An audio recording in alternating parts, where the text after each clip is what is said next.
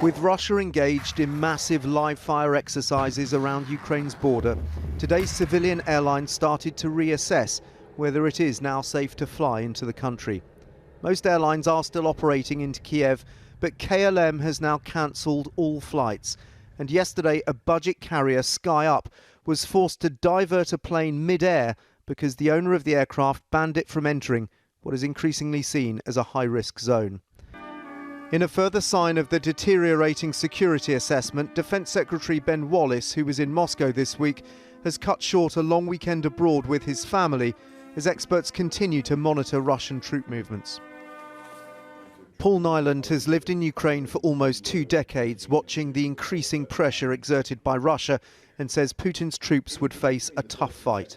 The people of this city will resist, and there's no way that Vladimir Putin can hold this. Where I really fear that we're going to see the horrors of this enhanced conflict if he goes ahead is in the east of Ukraine, in the areas around the territory that's currently occupied by Russia.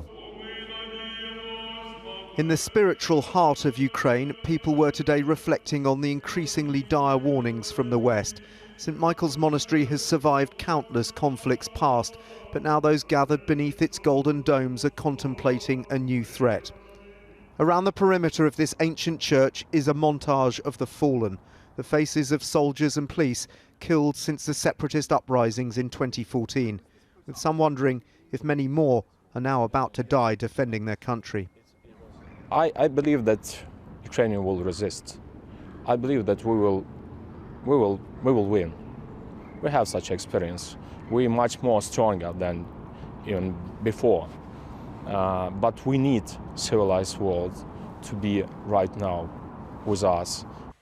The West might not want to commit troops, but it is supplying crucial weapons.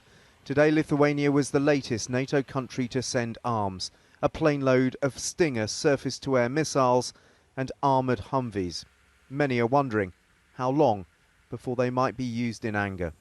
Dan Rivers, ITV News, Kyiv.